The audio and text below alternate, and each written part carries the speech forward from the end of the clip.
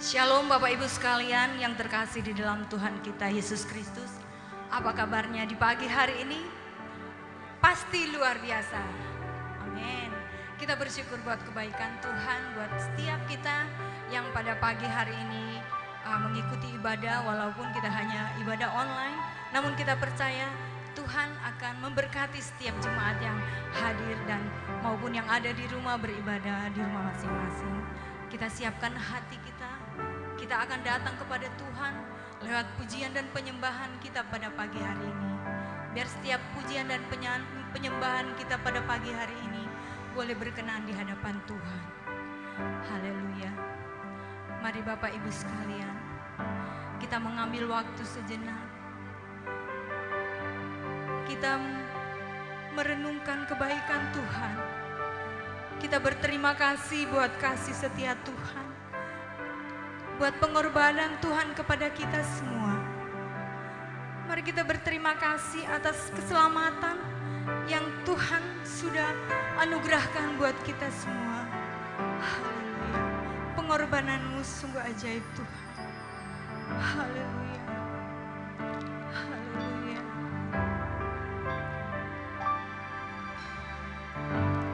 Yesusku, penyelamatku, tiada yang seperti Engkau. Setiap hari ku memuji keajaiban kasih-Mu.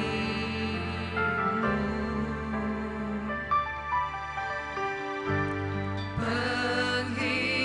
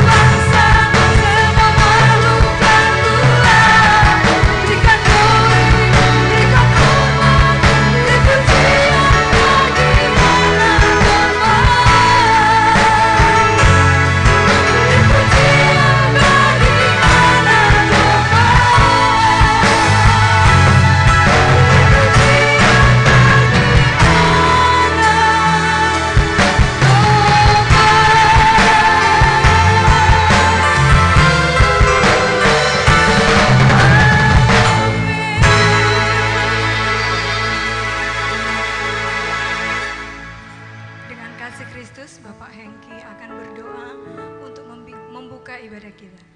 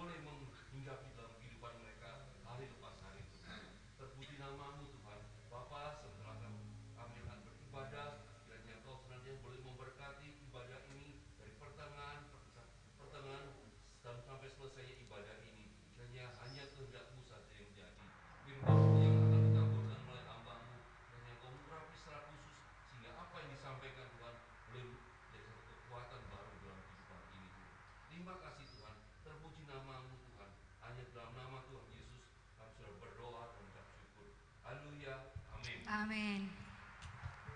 Ada sukacita Bapak Ibu sekalian?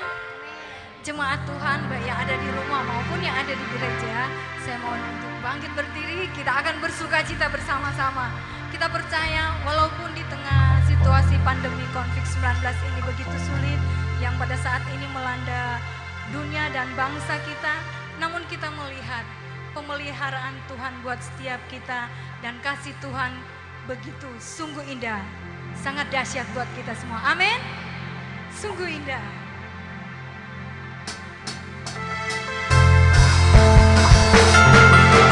Kita akan bersukacita bersama-sama.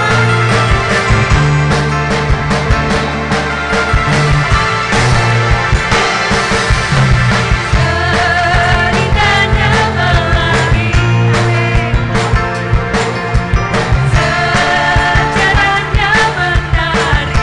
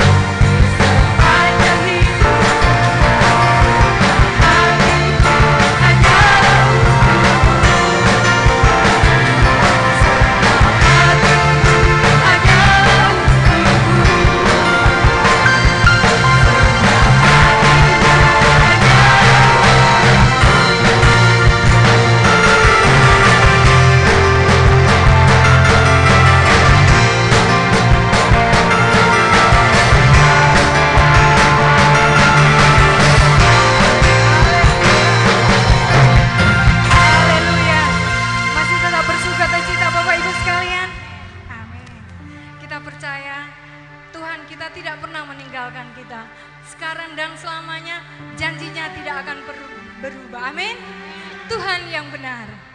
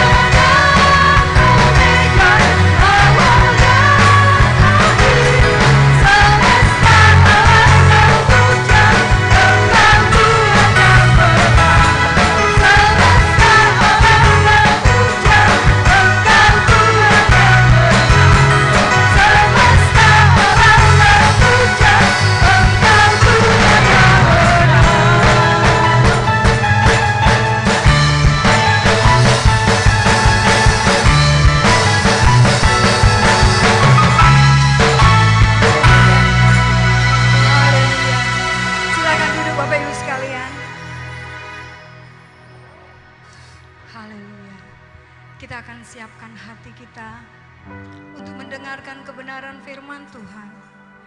Haleluya. Biarlah setiap kita yang Tuhan sudah ubahkan dan pulihkan, biarlah kita tetap setia sampai akhir hidup kita di dalam mengikuti Tuhan. Kita tetap setia akan panggilan kita yang Tuhan sudah izinkan. Haleluya.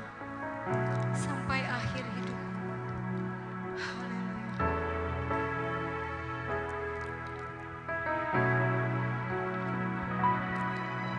Bapa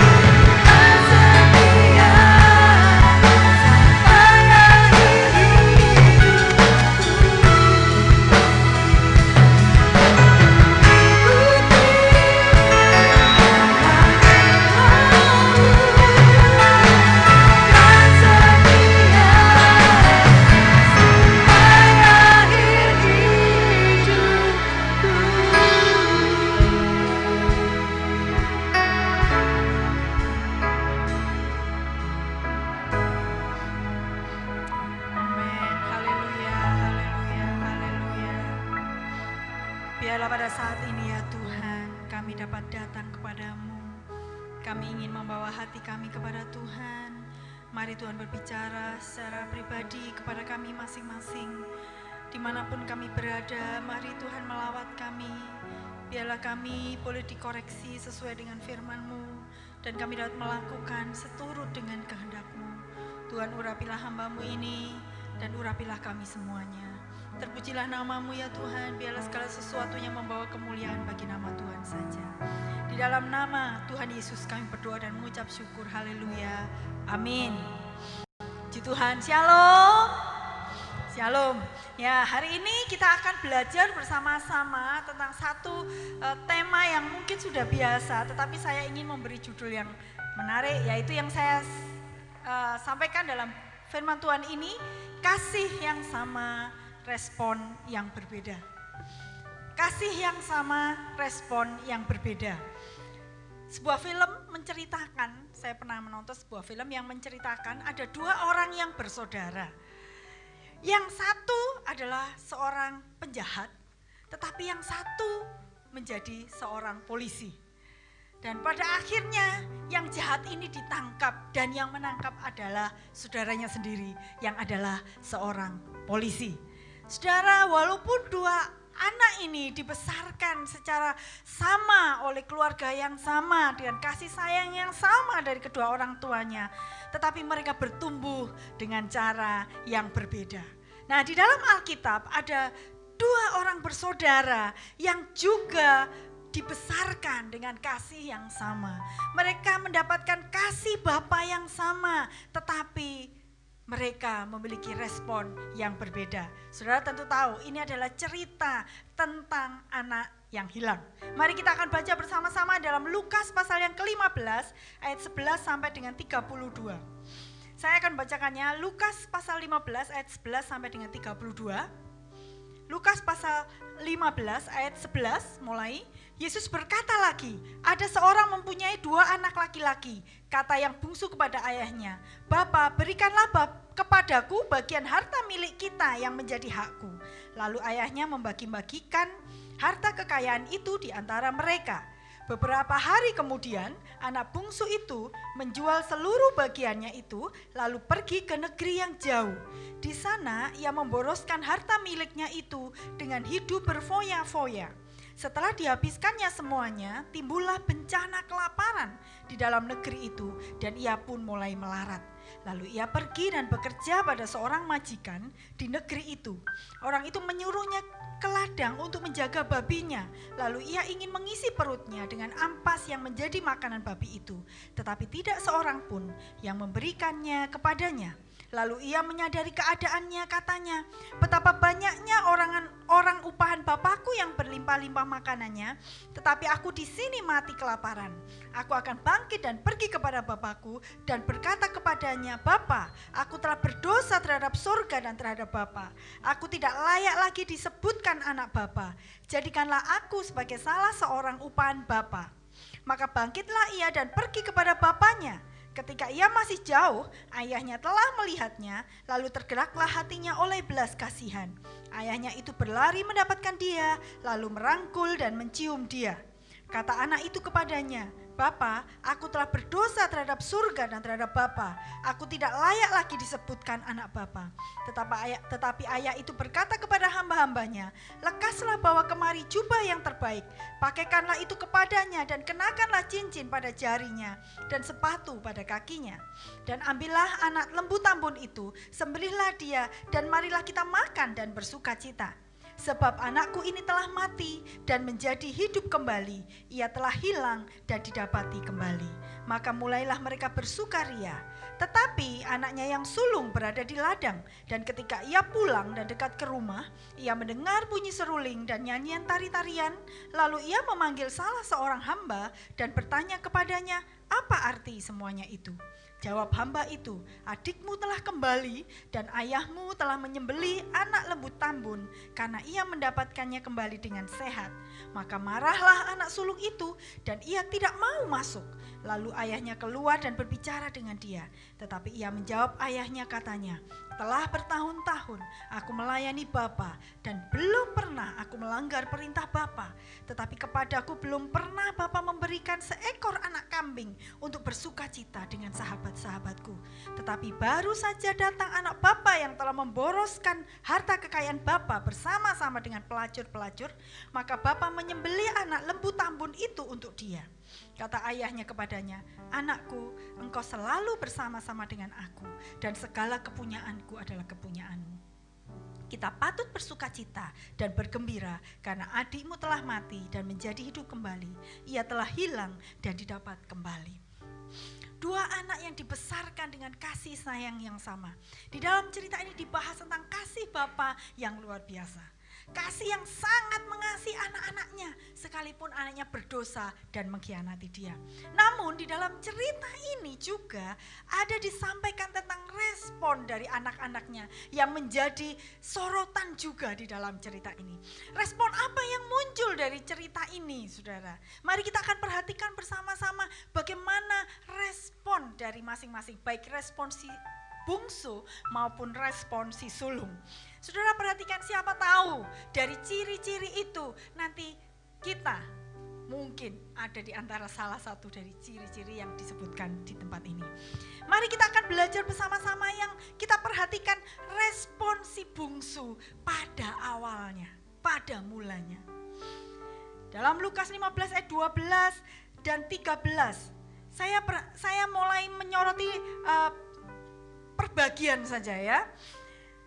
Ayat 12, dia mengatakan kepada bapaknya, "Bapa, berikanlah kepadaku bagian harta milik kita yang menjadi hakku."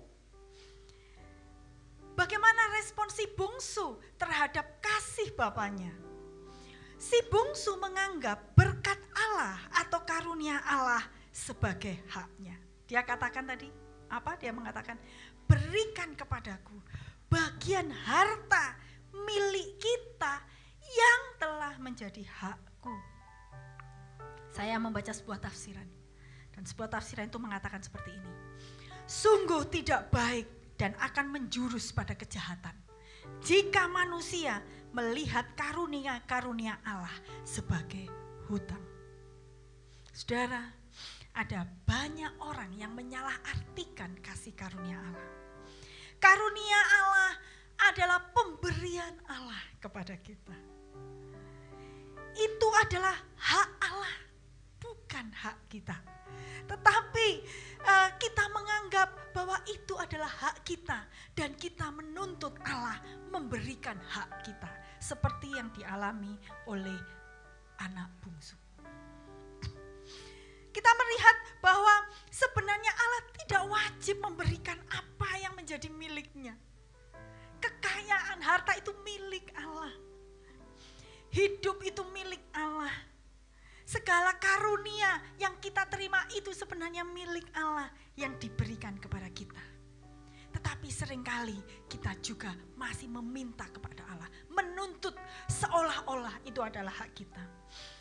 Kita sering mengatakan, "Aku ini pengikut Kristus, aku ini anak Allah, seharusnya aku kaya. Kenapa Tuhan tidak memberkati aku dan menjadikan aku kaya? Seharusnya aku cantik. Kenapa aku Tuhan ciptakan seperti ini?" Jadi orang-orang seperti ini lupa bahwa semua itu adalah pemberian Allah dan itu bukan hak kita, itu adalah hak Allah. Allah berhak memberikan sesuai yang Dia mau. Tetapi kita seolah-olah kita menganggap bahwa kita akan selalu katakan, "Bukankah aku ini anakmu? Kenapa engkau tidak memberkatiku? Bukankah aku ini pengikutmu, pelayanmu? Kenapa engkau tidak menyembuhkan sakitku?" Orang-orang yang menganggap dirinya, karena dirinya adalah anak Allah, karena dirinya adalah orang yang melayani Tuhan dan bisa menuntut haknya atas Allah, hak pemberian, hak karunia yang lebih. Orang-orang seperti ini adalah orang yang memiliki pandangan yang sesat. Diberi anak, marah ketika anaknya nakal. Dia marah kepada Tuhan, "Mengapa Tuhan berikan saya anak yang nakal?" Diberikan suami, diberikan seorang istri, pasangan hidup. Kita komplain kepada Tuhan, Kenapa suamiku seperti itu? Kenapa istriku seperti itu? Kenapa Tuhan tidak peduli kepadaku? Saudara, kita lupa bahwa kasih karunia Allah itu adalah pemberian yang gratis kepada kita. Dan itu bukan hak kita, itu adalah hak Allah. Kita harus tahu, kita bukan Dia yang butuh kita, tetapi kita yang butuh Allah. Seharusnya bukan kita yang menuntut Allah, seharusnya Allah yang menuntut kita. Karena Allah yang memberikan haknya kepada kita. Tetapi kita lupa bahwa kita yang malah sering menuntut Allah untuk memberikan apa yang menjadi hak Allah. Respon yang selanjutnya nampak di dalam ayat yang ke-13, saudara ya. Pada ayat yang ke-13 dia katakan, beberapa hari kemudian anak bungsu itu menjual seluruh bagiannya itu lalu pergi ke negeri yang jauh. Di sana ia memboroskan harta miliknya itu dengan hidup berfoya-foya. Di dalam ayat ini dikatakan bahwa si bungsu merespon berkat Allah, kasih karunia Allah. Dia menganggap bahwa kasih karunia Allah itu adalah hal yang murah, yang bisa dia pergunakan semaunya sendiri. Dia adalah si bungsu ini memboroskan karunia yang diberikan oleh Allah untuk dirinya sendiri. Ayat yang disebut di sini dikatakan dia berfoya-foya. Kata berfoya-foya berbicara tentang sesuatu yang dia melakukan sesuai dengan keinginannya dan dia melakukan hal yang berdosa. Si bungsu menganggap bahwa apa yang diberikan oleh Allah kepada dia, karunia yang diberikan kepada Allah kepada dia itu boleh dipergunakan sesuai dengan keinginannya, semaunya, bahkan termasuk untuk berfoya-foya dan melakukan dosa. Ada orang Kristen yang mendapat karunia uang yang cukup dan dia mempergunakan uang itu untuk mabuk-mabukan, untuk judi, dan untuk melakukan dosa-dosa yang lain. Ada orang-orang Kristen juga yang diberi karunia kecantikan, karunia wajah yang ganteng, badan yang bidang, ya badan yang bagus, tapi dia pergunakan untuk pergaulan seks yang bebas. Maksud pemberian Allah untuk apa? Allah ingin memberikan apa yang menjadi haknya, karunia, berkatnya kepada kita, bukan supaya kita melakukannya untuk menyakiti hati Tuhan.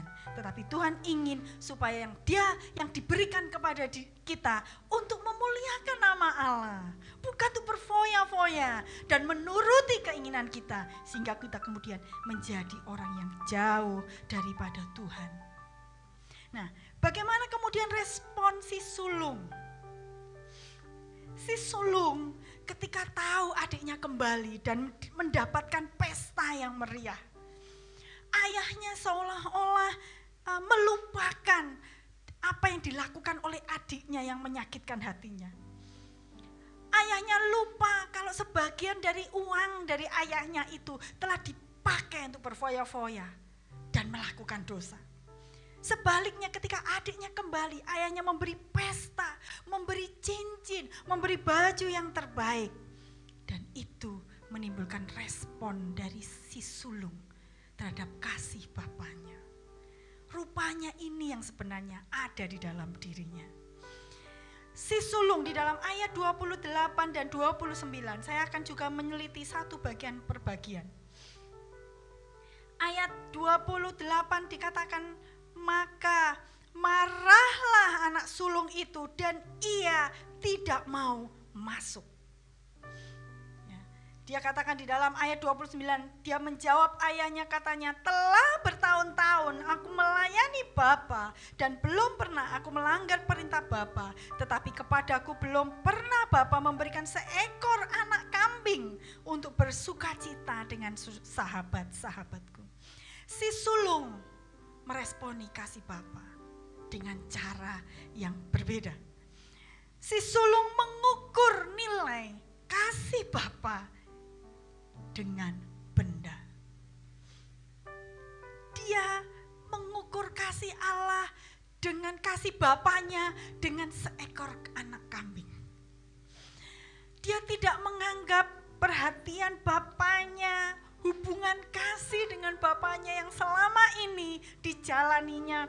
Ketika bapaknya bersama-sama dengan dia bisa melihat muka dengan bapaknya, dia selalu ada dekat dengan bapaknya. Bagi si sulung itu tidak pernah punya arti, kecuali kalau bapaknya memberi anak kambing di depan matanya. Ini berbicara tentang orang-orang Kristen yang selalu berjalan bersama Allah, menikmati penyertaan, menikmati kasih Allah, menikmati pengampunan dari Tuhan yang tidak pernah habis dalam kehidupan kita. Tetapi si Kristen ini, si sulung ini, dia tidak merasa Tuhan mengasihi dia sebelum Tuhan memberikan harta kekayaan. Sebelum Tuhan menunjukkan bukti yang jelas, yang kelihatan fisik di depan mata.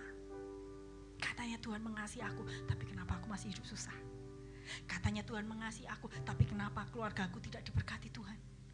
Jadi seolah-olah ukuran kasih yang dipandang oleh si sulung ini dan si Kristen yang sulung ini gitu, adalah ukuran yang diukur dengan berkat secara fisik atau jasmani.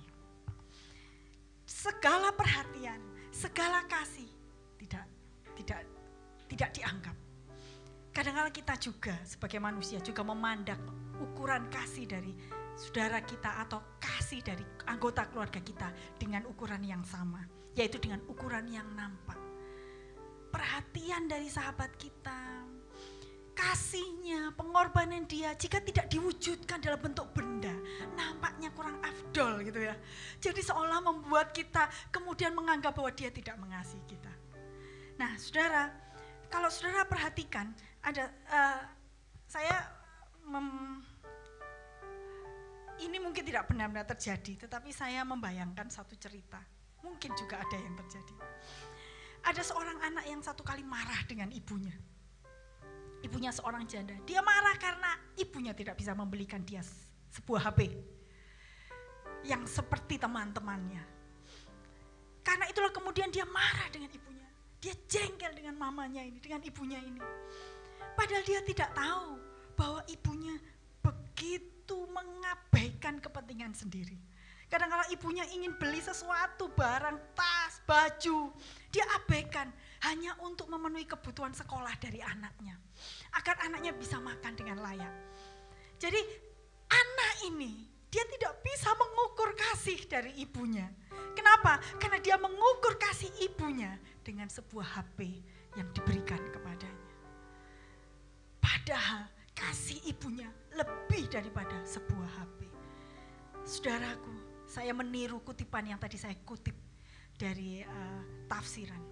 Sungguh tidak baik dan akan menjurus pada kejahatan jika manusia melihat karunia-karunia Allah sebatas berkat jasmani.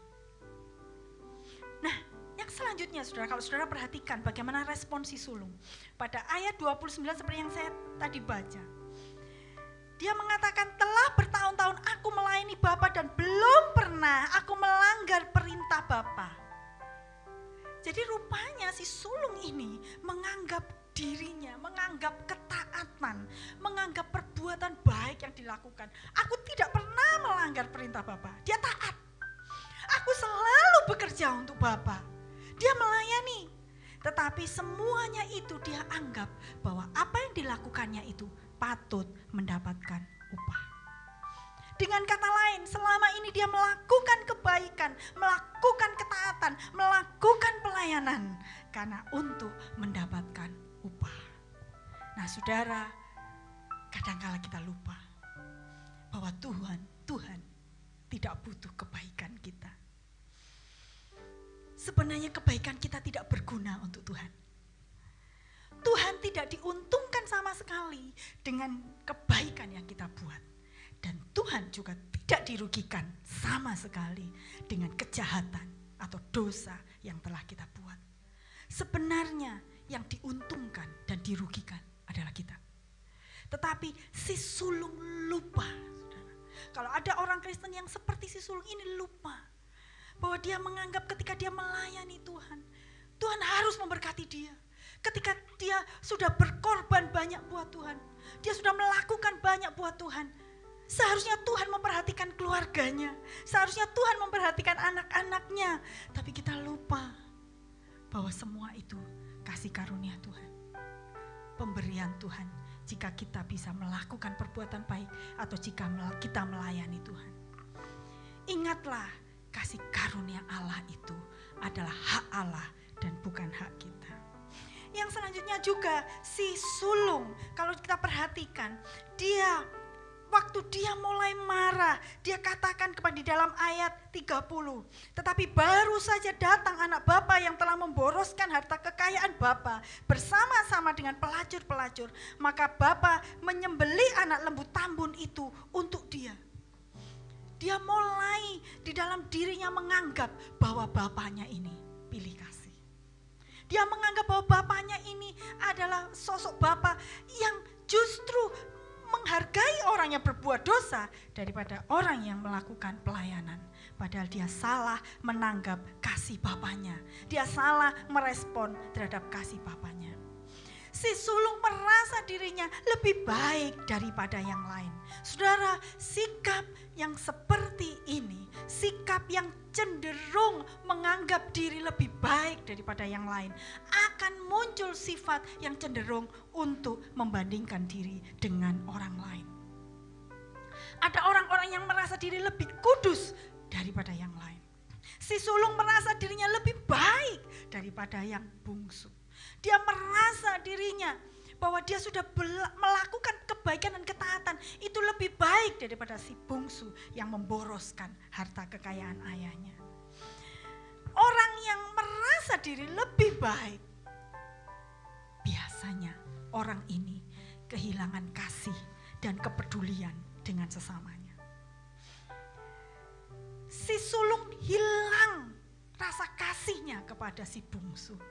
Dia tidak peduli si bungsu kembali bertobat atau tidak. Dia tidak peduli. Karena dia merasa dirinya lebih baik. Ada orang Kristen yang mengutuk orang yang selingkuh. Ada orang Kristen yang mengutuk orang yang berzina. Sementara dia sering berbuat salah dengan perkataannya. Suka berbohong, suka mengata-ngatai orang. Tetapi pandangan umum melihat bahwa orang lain dosanya lebih dahsyat daripada dosa kita. Sebenarnya ini adalah, sebenarnya yang disebutkan dengan si sulung ini sebenarnya adalah sindiran untuk orang-orang Farisi pada waktu itu. Ini adalah roh orang Farisi. Orang Farisi itu selalu memandang orang lain lebih rendah daripada dia. Orang Farisi menganggap pemungut cukai sangat berdosa dibandingkan dengan dia, karena dia adalah orang yang taat. Tetapi kalau saudara perhatikan orang Farisi, Tuhan menegur dia, menegur orang Farisi, karena orang Farisi memang tidak berbuat jahat, tidak berbuat dosa di luar atau yang nampak di luar, seperti orang-orang pemungut cukai yang mengambil pajak lebih daripada seharusnya, yang menjadi orang yang memihak kepada pemerintah penjajah daripada kepada bangsanya. Tetapi Tuhan pernah menegur mereka karena mereka sebenarnya di dalam hati mereka, di dalam pikiran mereka ada niat-niat yang sebenarnya mengandung kebusukan. Pikiran mereka dipenuhi dengan kebusukan, tetapi karena mereka munafik, maka mereka bisa memanipulasi dengan perbuatan-perbuatan baik dan pelayanan-pelayanan sehingga tidak nampak yang dari luar. Tidak ada orang yang bisa tahu isi hati orang. Itulah sebabnya mengapa kita seharusnya tidak menilai orang lain lebih jelek daripada kita. Saudaraku yang dikasihi Tuhan, mari kita berhenti dan stop menilai orang. Dan kita menilai diri kita sendiri. Nilailah diri Anda sendiri. Matius 7 ayat 3 mengatakan, mengapakah engkau melihat selumbar di mata saudaramu, sedangkan balok di dalam matamu tidak engkau ketahui. Biarlah ayat ini menegur kita dan menolong kita yang biasa membuat kritik kepada orang lain dan tidak menilai betapa kita juga membutuhkan kasih Allah. Nah, respon yang selanjutnya saya perhatikan adalah respon si bungsu pada akhirnya. Kalau si bungsu yang awal tadi seperti itu, si bungsu pada akhir ini ada perbedaan, saudara. Rupanya ketika si bungsu ini melanglang buana, berfoya-foya dan bertemu dengan orang-orang yang lebih jahat, menghadapi situasi dunia luar yang sangat jahat, dia mulai menyadari bahwa kasih Bapaknya adalah kasih yang terbesar dalam hidupnya. Akhirnya si bungsu menyadari bahwa hal yang paling bodoh yang dia lakukan adalah meninggalkan Bapaknya, meninggalkan kasih Bapaknya dan mencoba mengatur hidupnya sendiri. Alkitab menyebutnya dengan kata terhilang. Jadi kata terhilang di dalam Alkitab sebenarnya berarti orang yang pergi jauh meninggalkan kasih Bapa. Orang yang memilih untuk mengikuti keinginannya berdosa dan tidak mau dekat dengan Allah. Tidak mau punya hubungan kasih dengan Allah. Itu disebut terhilang di dalam Alkitab. Nah, kita perhatikan setelah dia mengalami susah hidup di dalam kehidupan di dunia luar, barulah si anak bungsu ini menyadari respon yang sesungguhnya. Apa respon yang benar yang dilakukan oleh anak bungsu pada akhirnya? Dia menganggap bahwa kasih dan pengampunan Allah adalah yang terbesar di dalam hidupnya. Ayat 19, di dalam ayat 19 dikatakan, aku tidak layak lagi disebutkan anak Bapa. Berbeda yang di awal. Aku ini anakmu, Pak. Mana hakku? Mana harta warisanku? Tetapi setelah dia mengalami masalah, dia mulai menyadari, dia mengatakan, aku tidak lagi layak disebut sebagai anak Bapa.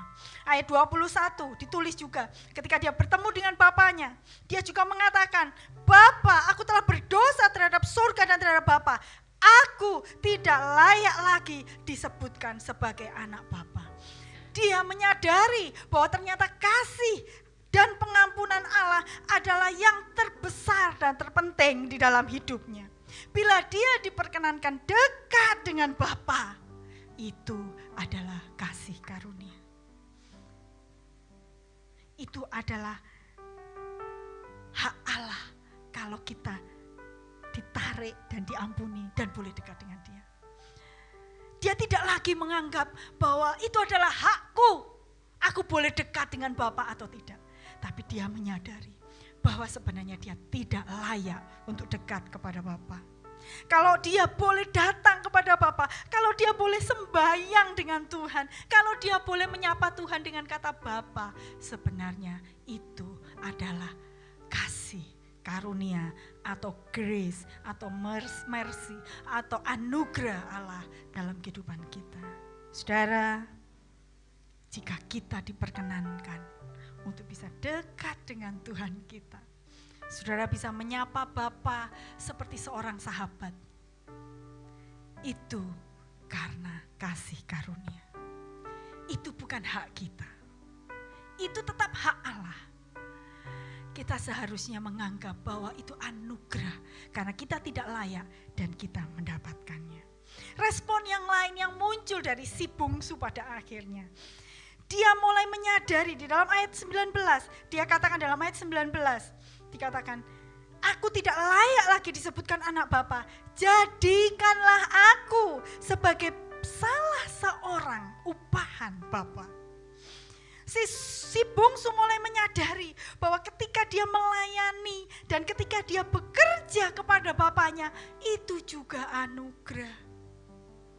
Ketika dia bisa bekerja, walaupun ini sebagai budak, sebagai orang upahan, itu adalah anugerah. Dulu dia tidak menganggap seperti itu. Dia mungkin dulu punya pikiran sedikit seperti si sulung. Kalau saya melayani Tuhan, itu karena saya berbaik hati dengan Tuhan. Itu karena hak saya untuk melayani Tuhan. Tetapi kalau kita perhatikan di sini, si bungsu berbalik dan bertobat dan menyadari bahwa ternyata bila dia bisa jadi pekerja upahan saja, istilahnya bisa menjadi budak yang bekerja, asalkan dia boleh dekat dengan orang tuanya, dengan bapaknya yang penuh kasih, maka dia merasa bahwa itu adalah kasih karunia Bapa. Orang-orang yang seperti ini, saudara, orang yang seperti si bungsu ini, kalau saudara perhatikan, adalah orang-orang yang tanggap terhadap kasih Allah. Saudara perhatikan, si bungsu, kemudian dia berinisiatif memilih untuk datang kepada Tuhan, kepada Bapaknya. Si bungsu tidak lagi perlu dibujuk, ayo kembali yo. Tidak diceritakan seperti itu. Walaupun bapaknya dengan penuh kasih dia menunggu. Tapi dia tidak lagi membujuk. Dia menunggu respon daripada si bungsu. Demikian juga dengan kita. Kalau kita menganggap seperti kita si bungsu pada akhirnya setelah pertobatan. Seharusnya kita tidak perlu berpikir bahwa saya harus dibujuk untuk datang kepada Tuhan. Saya harus dibujuk kalau saya beribadah dan ikut doa. Saya harus dibujuk-bujuk kalau saya mau melayani Tuhan. Saudara, itu adalah kasih karunia. Itu adalah anugerah Tuhan. Kalau saya bisa datang dan beribadah. Kalau saya bisa melayani Tuhan dan berkhotbah, itu adalah kasih karunia yang diberikan kepada saya. Biarlah pada saat ini, saudara, ketika kita merayakan perjamuan suci, kita mengingat respon yang benar terhadap kasih Allah dalam kehidupan kita. Perjamuan suci sedang memperingati kasih Allah dalam hidup kita. Seharusnya kita merasakan anugerah Allah. Bagaimana respon kita terhadap kasih Allah? Saya menyimpulkan, apakah kita menganggap kasih Allah adalah hak kita sehingga kita bisa menuntut Allah memberi seperti yang kita mau? Yang berikutnya, apakah respon kita seperti yang kedua ini? Apakah kita menganggap melayani atau berbuat baik atau ketaatan kepada Allah adalah alasan untuk menuntut Allah memberi lebih kepada kita? Dan yang terakhir, apakah kita menganggap kita tidak layak menerima kasih-Nya, menerima karunia-Nya, sehingga apabila kita bisa dekat dengan Dia dan apabila kita bisa melayani Dia, itu adalah anugerah dan kasih karunia Allah buat kita. Mari kita akan tunduk kepala dan kita akan nyanyikan, sungguh besar kasih-Mu dalam hidupku Tuhan, kemanakah aku dapat pergi selain aku dekat dengan-Mu. Tidak ada pilihan lain selain aku dekat dengan-Mu Tuhan. Karena disitulah aku mengalami kasih Allah yang besar. Disitulah aku merasakan kemurahan demi kemurahan. Kalau seandainya aku saat ini memiliki banyak karunia untuk bisa melayani Tuhan, untuk bisa menghasilkan uang, untuk bisa menjadi orang yang dekat dengan orang lain, untuk bisa membina satu keluarga yang baik, itu semua karena anugerah dan kasih Allah dalam kehidupan saya. Itu bukan hak saya yang membuat saya menuntut lebih kepada Tuhan. Haleluya. Kemanakah aku dapat pergi menjauhi roh-Mu yang suci, Kau sahabat,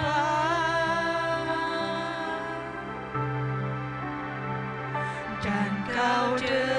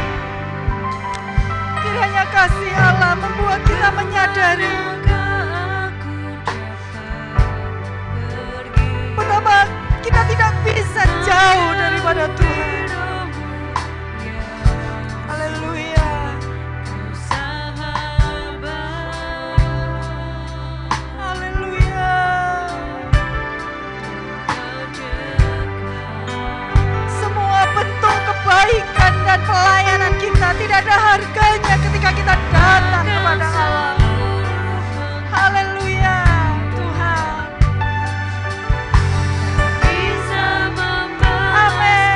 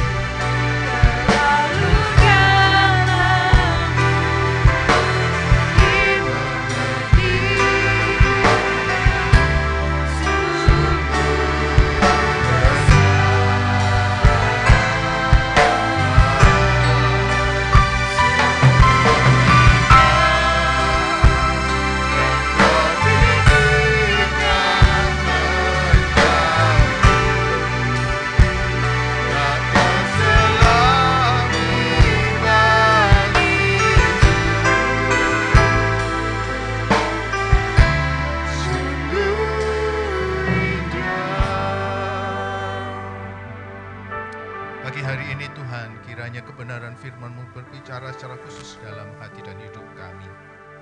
Dan saat ini kami dapat melihat betapa besar kasih-Mu dalam kehidupan kami. Ajari kami meresponi kasih yang terbesar, kasih yang luar biasa yang Kau telah berikan kepada kami. Kami responi dengan melihat bahwasanya betapa Engkau benar-benar karunia-Mu besar dalam kehidupan kami ya Tuhan. Siapakah diri kami ini ya Tuhan, tetapi kami telah menerima kasih yang luar biasa, kasih Bapa yang dianugerahkan kepada kami dengan cara yang luar biasa. Kiranya Kau ampuni, sucikan, kuduskan hidup kami pada saat ini. Dan kami bersyukur, memberkati hamba-Mu yang menyampaikannya, dan memberkati kami yang mendengarkannya. Kuduskan dan layakkan kami, untuk kami masuk dalam perjamuan kudus. Di dalam nama Tuhan Yesus, haleluya. Amin. Saya minta Bapak Ibu maju ke depan. Nanti Bapak Ibu yang ada di rumah bisa mengikuti sesuai dengan apa yang saya lakukan.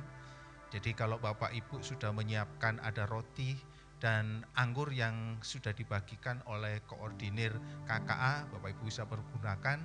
Tetapi anggur dan roti itu hanya dikhususkan untuk jemaat, bukan untuk anak-anak. Di perjamuan kudus mari kita lakukan dengan cara untuk menghargai dan menghormati Tuhan.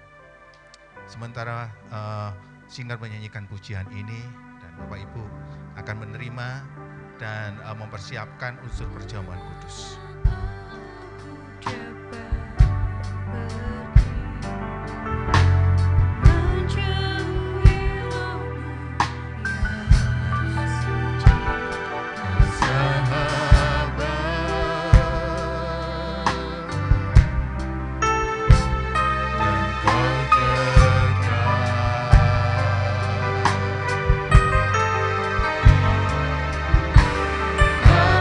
Seluruh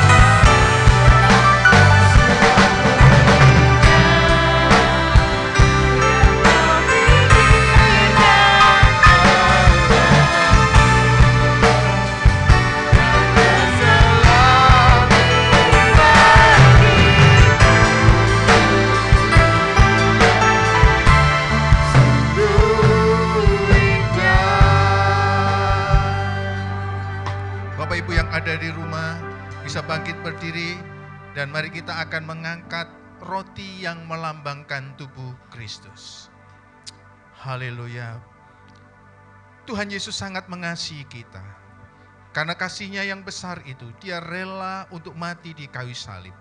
Kematiannya di kayu salib menghasilkan pengampunan, menghasilkan satu kehidupan yang baru di dalam kehidupan saya dan saudara. Kita adalah orang-orang yang berdosa, tetapi dosa kita ditanggung oleh Tuhan Yesus di kayu salib.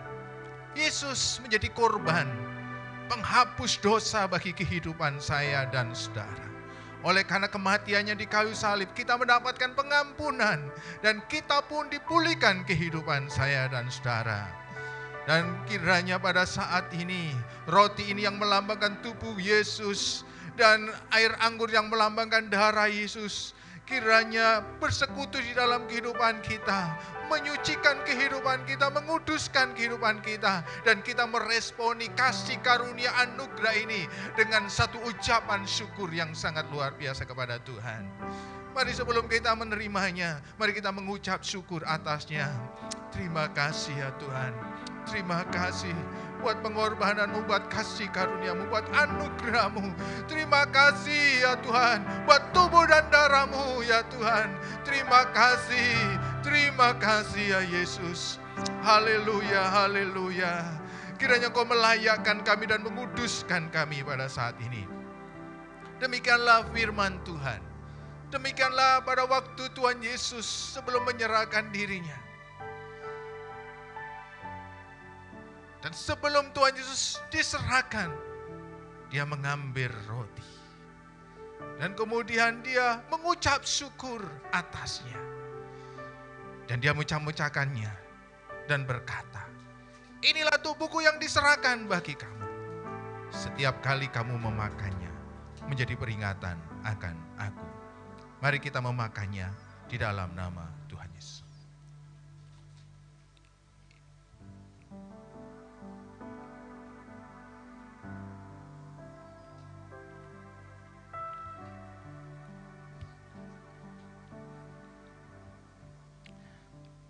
Sebelum kita mengangkat air anggur, Bapak Ibu bisa membukanya. Mari kita mengangkatnya. Haleluya. Haleluya. Darah Yesus telah dicurahkan. Tetapi darahnya menjadi jaminan bagi saya dan saudara. Oleh darahnya kita disembuhkan. Firman Tuhan mengatakan bila tidak ada penumpahan darah maka tidak ada pengampunan. Puji Tuhan, darah Yesus telah dicurahkan, telah ditumpahkan sehingga ada pengampunan bagi saya dan saudara. Darah Yesus adalah darah yang berkuasa sehingga darah Yesus ada di dalam diri kita, maka tidak ada kuasa-kuasa manapun yang mampu mengalahkan kita. Darah Yesus adalah darah anak Allah. Dan apabila darah Yesus mengalir dalam tubuh kita, maka kita pun layak disebut sebagai anak-anak Allah. Kita bersyukur akan hal ini. Demikian pada waktu malam sebelum Tuhan Yesus diserahkan, Dia mengambil cawan yang berisi darah perjanjiannya dan berkata, cawan ini berisi darah perjanjianku. Setiap kali kamu meminumnya menjadi peringatan akan aku. Mari kita meminumnya di dalam nama Tuhan Yesus.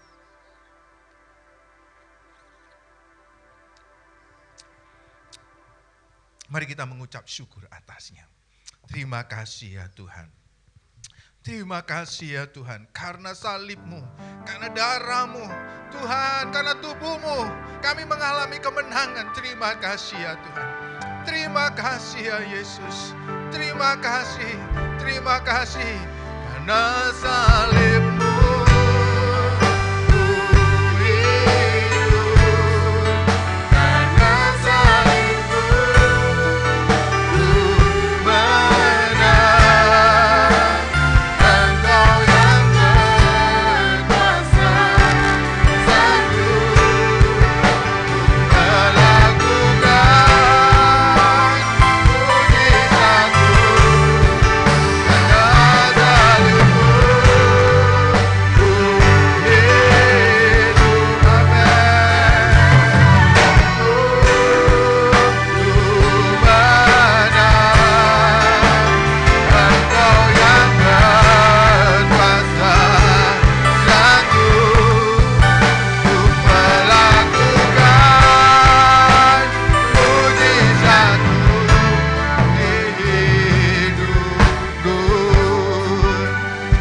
kasih ya Tuhan. Terima kasih karena pengorbananmu maka kami telah menerima kemenangan. Kasih-Mu kami telah diampuni ya Tuhan. Kami bersyukur pada pagi hari ini. Kiranya Tuhan memberkati kami semuanya. Dalam nama Tuhan Yesus, haleluya. Amin. Mari silakan duduk. Mari kita akan siapkan persembahan kita pada saat ini. Bapak Ibu yang di rumah juga bisa mempersiapkan persembahannya dan nanti bisa juga dikumpulkan ke koordinator KKA atau bisa diserahkan kepada Saudari Frisda. Nah, atau kalau Bapak Ibu mau memberikan persembahan atau persepuluhan yang akan ditransfer, silakan mungkin di nomor rekening yang tertera di sini, ya, yang tertera di sini. Oke, Tuhan, kiranya Tuhan memberkati. Mari yang bertugas kiranya maju ke depan dan berdoa. Nanti saya minta Ibu Lydia akan berdoa bagi persembahan. Terima kasih ya Bapak, jika saat pagi hari ini kami ada seperti kami ada semua adalah karena kasih-Mu. Saat ini Tuhan, kami ingin memberikan persembahan yang terbaik untuk Engkau. Amen. Biarlah yang kami berikan ini Tuhan boleh menambahkan pelayanan kami di tempat ini ya Bapak. Engkau memberkati setiap tangan yang memberikan maupun tangan-tangan yang belum bisa memberi. Namun kami yakin Tuhan akan mengembalikan dengan berlipat kali ganda. Terima kasih Tuhan, hanya di dalam nama-Mu kami siap memberikan yang terbaik. Haleluya, amin. Aku diberkati. Aku diberkati, sepanjang hidupku diberkati. Bila bangun pagi hari yang berganti malam, aku diberkati, aku diberkati, aku diberkati, sepanjang hidupku diberkati. Bila bangun pagi hari yang berganti malam, aku diberkati, aku diberkati. Amin. Kiranya Tuhan akan memberkati. Jam-jam ibadah sepanjang minggu ini masih tetap online. Kita dukung doa supaya juga kita bisa menjalankan ibadah, bisa datang ke gereja seperti biasa, tetapi kita berdoa supaya secepatnya bisa terlaksana. Mari pada saat ini kita akan menutup ibadah pada pagi hari ini. Mari saya undang untuk kita bangkit berdiri dan kita mengucap syukur buat anugerah Tuhan dan kita berharap Tuhan juga mengaruniakan berkat-Nya atas kita. Kiranya memberkati aku, berita-berita memberiku dan memperluas daerahku.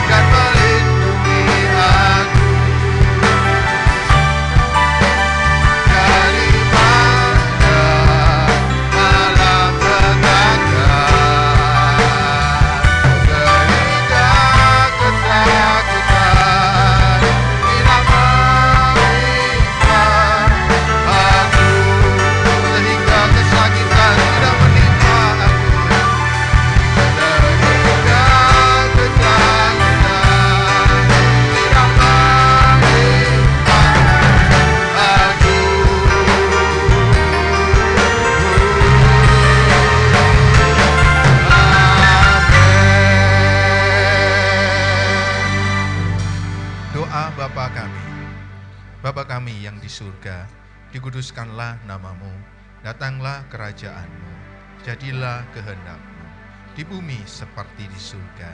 Berikanlah kami pada hari ini makanan kami yang secukupnya, dan ampunilah kami akan kesalahan kami, seperti kami juga mengampuni orang yang bersalah kepada kami.